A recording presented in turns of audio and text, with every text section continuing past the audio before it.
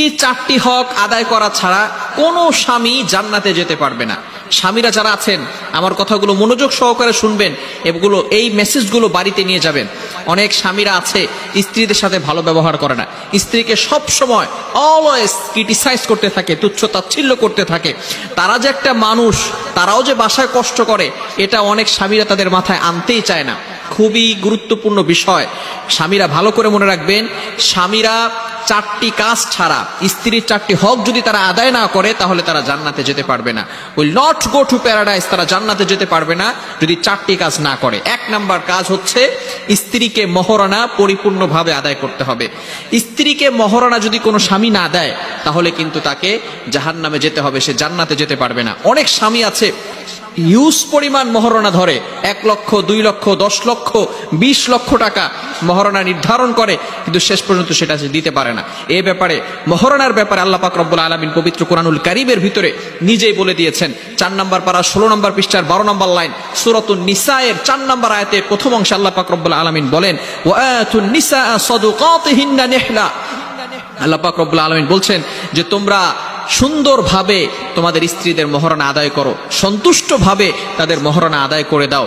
কিন্তু দুঃখের বিষয়, অনেক স্বামী আছে কিছু টাকা দিয়ে তারপরে আর টাকা দিতে যায় না, মনে করে আমরা কেন স্ত্রীর পুরোটা মহরণা দান করব। সুতরাং সব সময় খেয়াল রাখতে হবে, স্বামী অবশ্যই অবশ্যই স্ত্রীর এই হক আদায় করতে হবে। 1 নাম্বার হচ্ছে মহরণা পরিপূর্ণভাবে দিতে হবে। 2 নাম্বার হচ্ছে স্ত্রীর উপর নির্যাতন করা যাবে না, জুলুম করা যাবে না।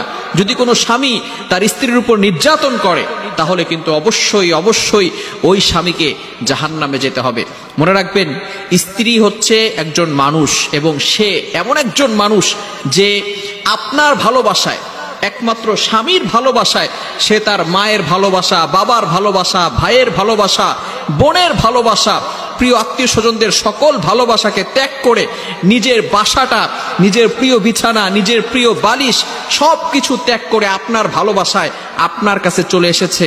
আপনি কেন তার উপর নির্যাতন করবে? কিছু স্বামী এমন আছে যারা কাপুরুষদের মতো স্ত্রীর উপর আঘাত করতে থাকে। আমার রাসূল সাল্লাল্লাহু আলাইহি সাল্লাম কখনো স্ত্রীর উপর আঘাত করেন নাই। তার 11 জন স্ত্রী ছিলেন, কখনো তিনি আল্লাহ রাসূল সাল্লাল্লাহু আলাইহি সাল্লাম কোনো স্ত্রীর উপর আঘাত করেন নাই। আপনি কেন আঘাত করতে যাবেন? এটা রাসূলের সুন্নাহ নয়। মনে রাখবেন, স্ত্রী হচ্ছে আপনার ভালো হওয়ার সার্টিফিকেট। আল্লাহ রাসূল সাল্লাল্লাহু আলাইহি সাল্লাম বলে দিয়েছেন, খায়রুকুম ওয়া খায়রুকুম আহলি। যদি তোমার পরিবার তোমাকে ভালো বলে, তাহলে সত্যিই তুমি ভালো। ভালো করে মনে রাখবেন, স্ত্রী যদি কাউকে ভালো বলে, তাহলে সে সত্যি একজন ভালো স্বামী, সে সত্যি একজন ভালো মানুষ। সুতরাং আপনি আপনার স্ত্রীদের সাথে খারাপ ব্যবহার করবেন না। স্ত্রীদের সাথে কেমন ব্যবহার করবেন, এ ব্যাপারেও আল্লাহ তাআলা পবিত্র কুরআনুল কারীমে আয়াত দিয়েছেন। আপনি পবিত্র কুরআনুল কারীম খুলুন, 4 নম্বর পারার 20 নম্বর পৃষ্ঠার 3 নম্বর লাইন, সূরাতুন নিসা 19 নম্বর আয়াতে আল্লাহ পাক রব্বুল আলামিন বলেন, ওয়াশিরুহুন্না বিল মারুফ, you treat your wives well. তোমরা তোমাদের স্ত্রীদের সাথে ভালো ব্যবহার করো, তাদের সাথে খারাপ ব্যবহার করো না।